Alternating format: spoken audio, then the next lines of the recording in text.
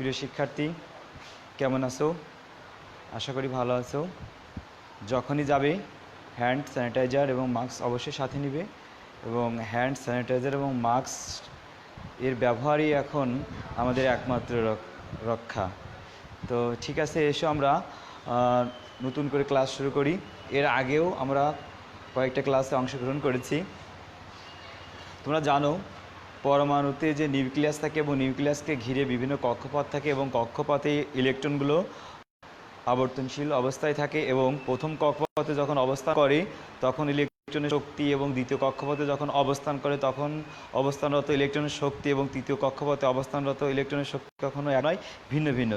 অনুরূপভাবে প্রথম কক্ষপথে যখন ইলেকট্রন অবস্থান করে তখন তার গতিবেগ এবং দ্বিতীয় কক্ষপথে অবস্থানরত ইলেকট্রনের গতিবেগ এবং তৃতীয় কক্ষপথে অবস্থানরত ইলেকট্রনের গতিবেগ সম্পূর্ণ ভিন্ন ভিন্ন।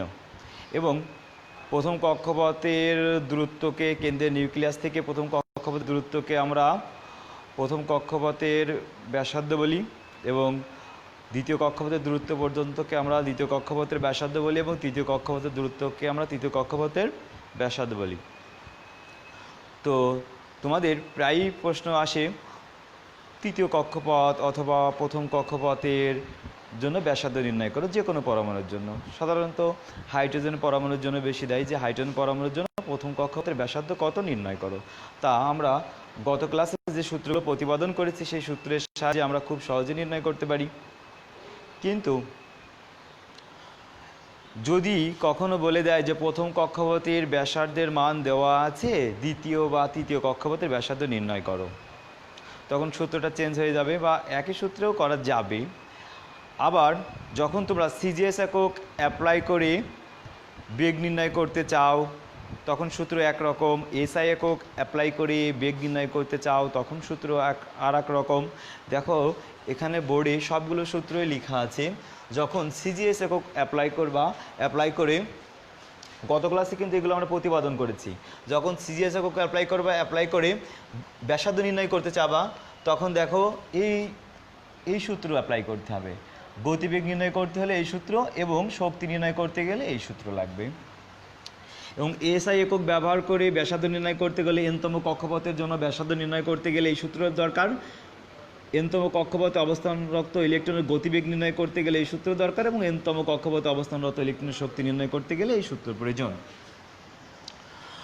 এবং সিজিএস এককে এই কনস্ট্যান্টগুলোর মান কী কী হবে তাও কিন্তু দেখো লেখা আছে। এইচের জন্য লেখা আছে, ইর জন্য লেখা আছে, এম এর জন্য লেখা আছে, এবং সির জন্য লেখা আছে। এবং যখন এই সিজিএস এককগুলো অর্থাৎ সিজিএস এককের কনস্ট্যান্ট মানগুলো নিয়ে এখানে মানগুলো বসানোর পরে ব্যাসার্ধ নির্ণয় করবে তখন অবশ্যই ব্যাসার্ধের একক সেন্টিমিটার হবে।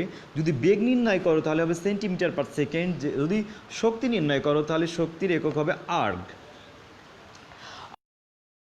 অ্যাপ্লাই করে ব্যাসার্ধ নির্ণয় করতে হয় তখন কিন্তু এই ব্যাসার্ধ নির্ণয়ের এই সূত্রটাই অ্যাপ্লাই করতে হবে, এবং তখন এই ধ্রুবক মানগুলোর চেঞ্জ হয়ে গেছে, এবং তখন ব্যাসার্ধের একক হবে মিটার, বেগের একক হবে মিটার পার সেকেন্ড, এবং শক্তির একক হবে জুল। এবং দেখো এখানে লেখা আছে 4.82 × 10⁻⁻, এটাও কিন্তু কি ইলেকট্রন চার্জের একক, ইএসইউ ইলেকট্রোস্ট্যাটিক ইউনিট। এই ইএসইউ কিন্তু সিজিএস একক। এবং দেখো আমি লিখে দিছি 1 কুলম্ব সমান 3 × 10⁹ ইএসইউ ইলেকট্রোস্ট্যাটিক ইউনিট। এবং দেখো যখন আমরা সিজিএস একক ব্যবহার করি বেগ ব্যাসার্ধ এবং শক্তি নির্ণয় করেছিলাম তখন কিন্তু একটি ধ্রুবক আসছিল অ্যাপসাইলন নট, যাকে বলা হয় শূন্যস্থানের ভেদনযোগ্যতা। এই অ্যাপসাইলন নটের মানও কিন্তু দেওয়া আছে, এককটা লেখা আছে coulomb square newton per metre per square. তো এখন যদি হাইড্রোজেন পরমাণুর জন্য তৃতীয় কক্ষপথের ব্যাসার্ধ নির্ণয় করতে বলে তাহলে খুব সহজে এন এর মান 3 বসানো যাবে, এইচ এর মান এখানে দেওয়া আছে। এখন প্রশ্ন হলো সেটা সিজিএস না এসআই এককে করব। যদি সিজিএস বলে তাহলে সিজিএস এককের জন্য বসাবা, যদি এসআই একক বলে তাহলে এসআই এককের জন্য মানগুলো বসিয়ে তোমাকে সলভ করতে হবে। কিন্তু এখন মনে করো কেন্দ্রের নিউক্লিয়াস একটি কক্ষপথ, এই কক্ষপথের দূরত্বকে প্রথম কক্ষপথ ব্যাসার্ধ বলি। প্রথম কক্ষপথের ব্যাসার্ধকে আমরা r1 দ্বারা প্রকাশ করলাম। এখন প্রশ্ন হলো প্রথম কক্ষপথের ব্যাসার্ধের মান যদি কোনো একটা দেওয়া থাকে, প্রথম কক্ষপথের ব্যাসার্ধের মান যদি দেওয়া থাকে তাহলে এই দ্বিতীয় কক্ষপথের ব্যাসার্ধ অর্থাৎ r2 তুমি কিভাবে নির্ণয় করবে। সিস্টেম দেখো, প্রথম কক্ষপথের ব্যাসার্ধ সিজিএস এককের জন্য এখানে চলে আসো। তাহলে প্রথম কক্ষপথের ব্যাসার্ধের মান কিন্তু দেওয়া আছে, বের করতে হবে দ্বিতীয় কক্ষপথের ব্যাসার্ধের মান, অর্থাৎ R2 সমান সমান বের করতে হবে। তো এখন লক্ষ্য করো, এই আমরা আর এন এর স্থলে 2 বসাও, তাহলে 2 square H square by 4 pi square M Z E square. যদি এভাবে বসাও তাহলে এই এন এর মান তো এখানে 2 বসাতে হবে। এইভাবে যদি বসাও তাহলে এখানে জেড এর মান যদি হাইড্রোজেন পরমাণু হয়, যদি এইচ পরমাণু হয়, তাহলে জেড এর মান 1 হবে, এম হবে, এম এর যে কনস্ট্যান্ট মান সেটা বসাবা, পায়ের কনস্ট্যান্ট মান বসাবা, তাহলে শুধুমাত্র R2 এর ব্যাসার্ধ পাবা। কিন্তু এখানে একটু ভিন্নভাবে বলা আছে যে R1 এর ব্যাসার্ধ যদি এত হয়, অর্থাৎ ফিক্সড না, কিন্তু যদি এই সূত্র অ্যাপ্লাই করো, বলছো ভালো করে, যদি এই সূত্র অ্যাপ্লাই করো, অর্থাৎ এখানে এন এর স্থলে 2 বসাও এবং এন এর স্থলে এখানে 2 বসাও, এইচ এর মান যে সিজিএস এককে যেটা আছে সেটা বসাও, বসানোর পরে তাহলে এককটা হবে সেন্টিমিটার, এবং ধ্রুবক মানগুলো যদি বসাও তাহলে কিন্তু R2 এর ব্যাসার্ধ পাবে। কিন্তু আমি তো বলেছি আর এর মান R1 এর ব্যাসার্ধ যদি এত হয়, মনে করে এক্স লিখে দিলাম, এক্স বা ওয়াই, অথবা লিখে দিলাম 0.83 অ্যাংস্ট্রম, সাপোজ দিলাম যে R1 এর মান যদি 0.83 অ্যাংস্ট্রম হয়, তাহলে R2 কত? তাহলে সেক্ষেত্রে তুমি কিভাবে করবে?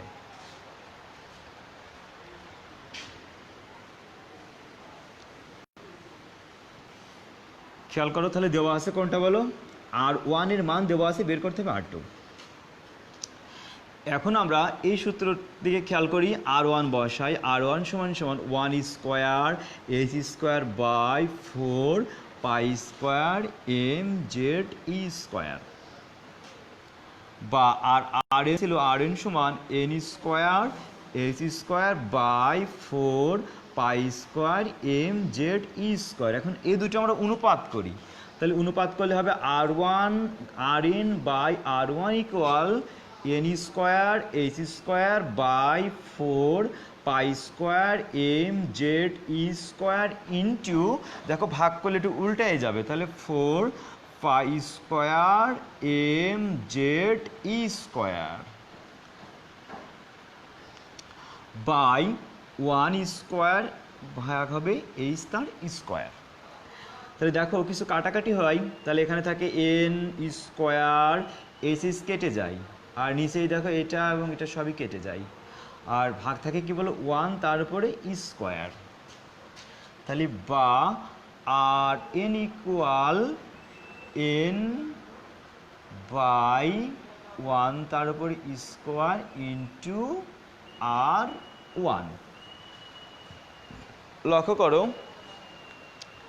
এখন R1 মানে প্রথম কক্ষপথের ব্যাসার্ধের মান দেওয়া আছে, তো প্রথম কক্ষপথের ব্যাসার্ধের মান দেখো দেওয়া আছে এই যে, তাহলে যদি এখানে বসাও, এখন বের করতে হবে কোনটা? দ্বিতীয় কক্ষপথের ব্যাসার্ধ।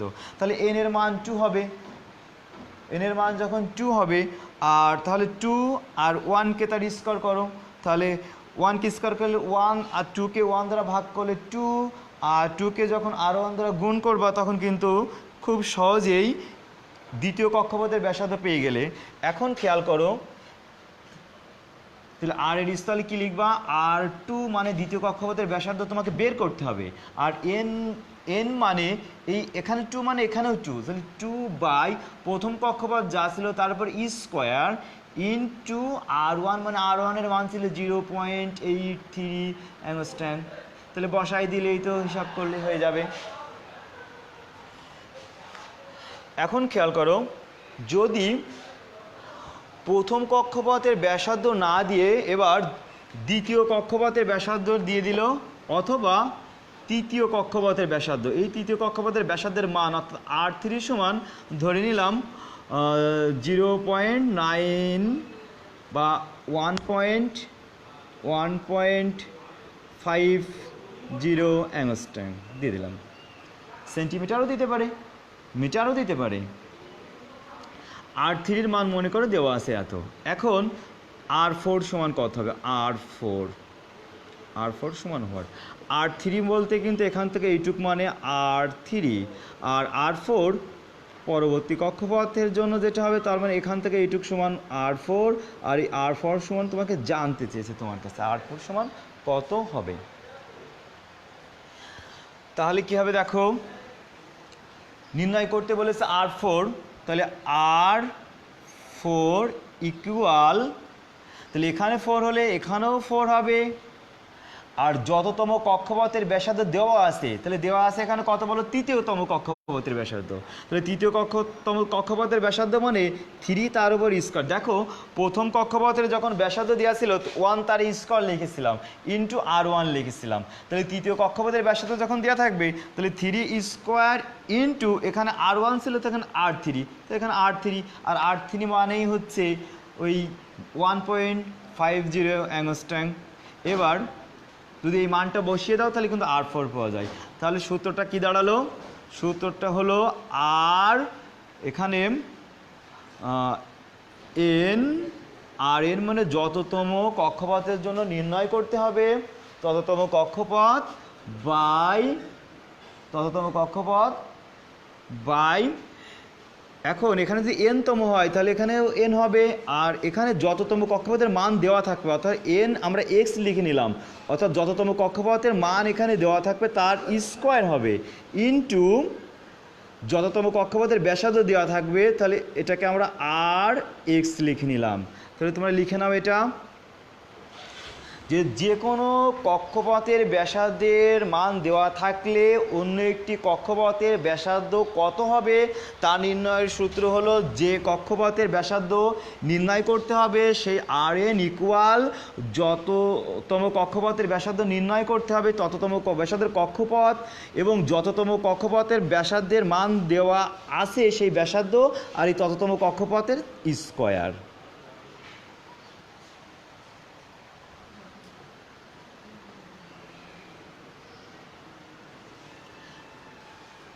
এটা কোনটার জন্য বলো, এটা হবে সিজিএস, অর্থাৎ সিজিএস একক অ্যাপ্লাই করবা যখন তখন কিন্তু এই সূত্র হবে, আর যদি এসআই একক অ্যাপ্লাই করে বের করতে চাও তাহলে কিন্তু আর এন কিন্তু এটা হবে। তখন খেয়াল করি, তখন মনে করো R1 দেওয়া আছে, তাহলে R1 সমান, তাহলে এখানে বসাও এপসাইলন নট 1 তার উপর square H square by pi M Z into E square. আর তোমরা আর এন সমান জানো, আর এন সমান হবে epsilon naught N square H square by pi M Z E square. এটা কিন্তু আমরা এসআই এককের জন্য করছি, আমরা অনুপাত করি, তাহলে আর এন বাই R1 সমান epsilon naught N square H square by pi M Z E square into, দেখো উল্টাই দাও, তাহলে pi M Z E square by epsilon naught 1 square into H square. দেখো অ্যাপসাইলন নট কেটে যায়, এন স্কোয়ার থেকে যায়, এন স্কোয়ার এইচ স্কোয়ার চলে যায়, আর নিচেরটাও চলে যায়, তাহলে থাকে হচ্ছে N square by epsilon naught into 1 square.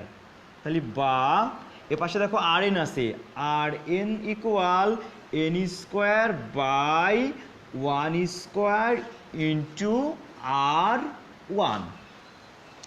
দেখো সিজিএস একক আর এসআই এককের মধ্যে এখানে একটি অ্যাপসাইলন নট থাকবে, শুধুমাত্র অ্যাপসাইলন নটের পার্থক্য আছে, আর সবই ঠিক থাকবে, অর্থাৎ যততম কক্ষপথ নির্ণয় করতে বলবে তততম কক্ষপথের স্কোয়ার আর নিচে অ্যাপসাইলন গুণ হবে, আর অ্যাপসাইলনের মান এখানে দেওয়া আছে, এবং যততম কক্ষপথের মান দেওয়া আছে তততম কক্ষপথ স্কোয়ার ইন্টু তততম কক্ষপথের ব্যাসার্ধ। আশা করি বুঝতে পেরেছো, যদি কেউ বুঝতে না পারো কমেন্টস করো।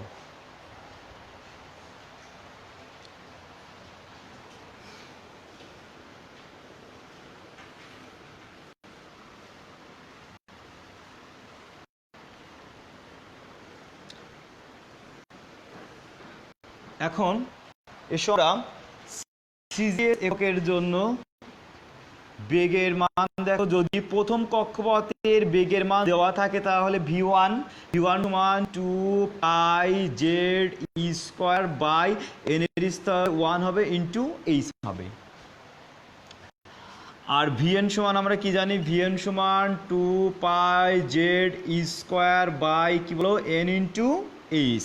এখন এসে আমরা অনুপাত করি, তাহলে vn/v1 equal 2π/z² by nh into উল্টাই দিলাম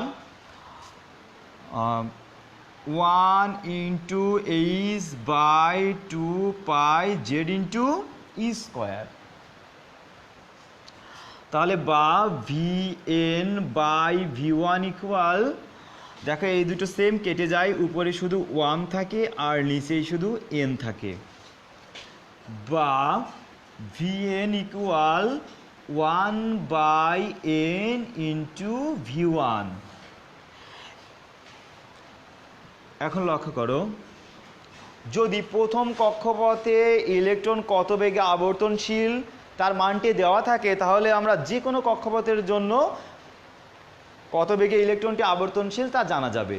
মনে করো প্রথম কক্ষপথে ইলেকট্রনের আবর্তনশীল বেগের মান দেওয়া আছে, এখন আমরা তৃতীয় কক্ষপথে আবর্তনশীল ইলেকট্রনের জন্য বেগের মান নির্ণয় করতে চাই, তাহলে এখানে vn এর জায়গায় আমাদের v3 হবে।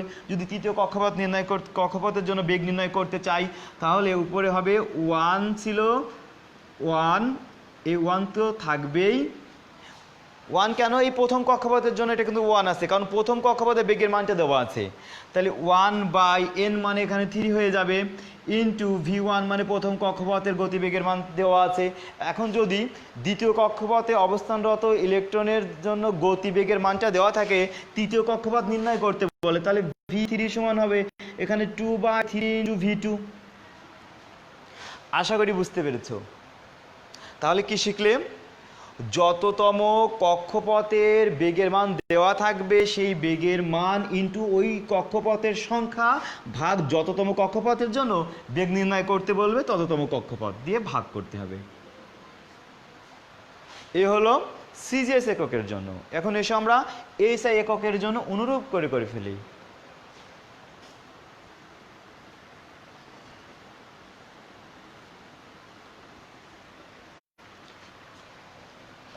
প্রথম কক্ষপথে গতিবেগের জন্য v1 সমান তোমরা লিখে নাও z² by epsilon naught n, অর্থাৎ n এর স্থলে হবে 1 ইন্টু h, আর vn সমান হবে z² by epsilon naught n into h। এখন এসে আমরা অনুপাত করি, vn/v1 equal z² by epsilon naught nh into epsilon naught উপরে আসলো 1 ইন্টু h বাই ze²। দেখো ze² এবং ze² কেটে যায়, তাহলে বা vn/v1 সমান এপসাইলন নট কেটে যায় এবং h এবং h কেটে যায়, শুধুমাত্র কি থাকে বলো 1/n। তাহলে বা vn সমান 1/n ইন্টু v1। এখন v1 এর মান দেওয়া থাকলে তাহলে প্রথম কক্ষপথের জন্য এখানেই বসাতে হবে, আর যততম কক্ষপথের বেগ নির্ণয় করতে বলবে তততম কক্ষপথ বের করতে হবে, তার আগেরটা এটা প্রায় সেম।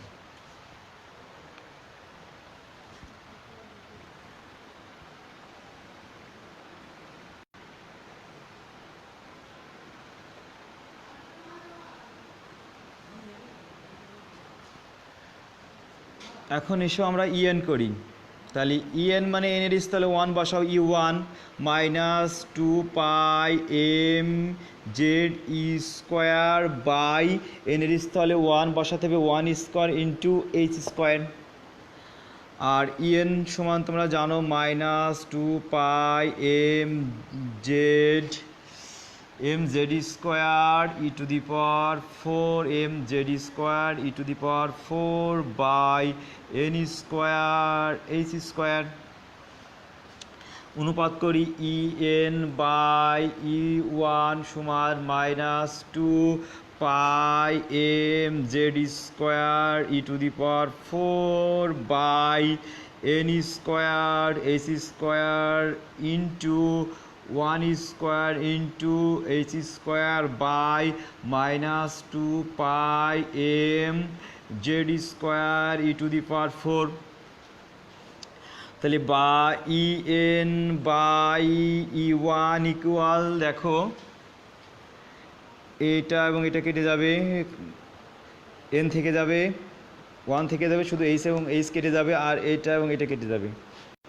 তাহলে উপরে থাকলে কি বলো 1 স্কোয়ার, নিচেই থাকবে এন তার উপরে স্কোয়ার। তাহলে বা E N equal 1 square by N square into E one. যদি প্রথম কক্ষপথে অবস্থানরত ইলেকট্রনের শক্তির মান দেওয়া থাকে তাহলে সেই শক্তির মান এখানে বসাতে হবে। আর তৃতীয়তম কক্ষপথের জন্য যদি বের করতে বলে তাহলে এখানে ই থ্রি লিখতে হবে। তাহলে এখানেও 3 হয়ে যাবে। এখানে প্রথম কক্ষপথের জন্য যদি শক্তি দেওয়া থাকে তাহলে 1 হবে, এখানে 1 স্কোয়ার। যদি ই2 দেওয়া থাকে অর্থাৎ দ্বিতীয়তম কক্ষপথের শক্তির মান দেওয়া থাকে, তৃতীয় বের করতে বলে তাহলে 2 স্কোয়ার হবে। তাহলে এখন সাপোজ দ্বিতীয়তম কক্ষপথের শক্তি দেওয়া আছে, তৃতীয়তম কক্ষপথের শক্তি নির্ণয় করতে হবে। তাহলে এখানে ই2 হয়ে যাবে, ই2 এর মান দেওয়া থাকবে। আর এখানে 2 হওয়ার কারণে এখানে 2 তার স্কোয়ার হবে। আর চতুর্থ যদি নির্ণয় করতে বলে তাহলে এখানে 4 হবে এবং এখানে 4 হয়ে যাবে। এ হলো সিজিএস। এখন এসে আমরা এসআইটা দেখি। তাহলে এখানে ইএন বসাও, ইএন মানে E one equal minus pi M Z square E to the power 4 by 2 epsilon naught N square H square. আর এখানে এন এর স্থলে কত বসাতে হবে? 1 বসাতে হবে। আর 1 এর উপরে স্কোয়ার, 1 স্কোয়ার। তাহলে ইএন সমান minus pi M Z square E to the power 4 ভাগ 2 epsilon naught N square H square. তাহলে বা এখানে অনুপাত করি E N by E one equal minus pi M Z square E to the power 4 by 2 epsilon naught N square H square into 2 epsilon naught 1 square H square by minus pi M Z square E to the power 4।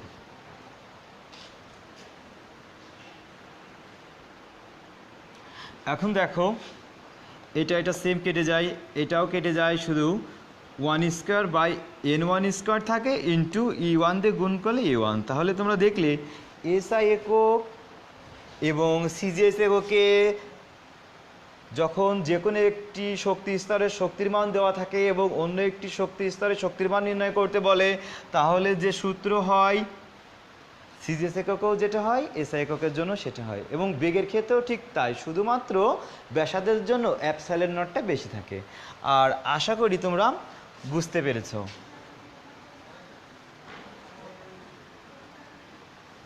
এখন প্রশ্নমালার যে প্রবলেমগুলো আছে সেই প্রবলেমগুলো তোমরা করে ফেলবা এবং আগামী ক্লাসে আমরা আবারও এগুলো নিয়ে আলোচনা করব। ঠিক আছে, ভালো থেকো, আল্লাহ হাফেজ।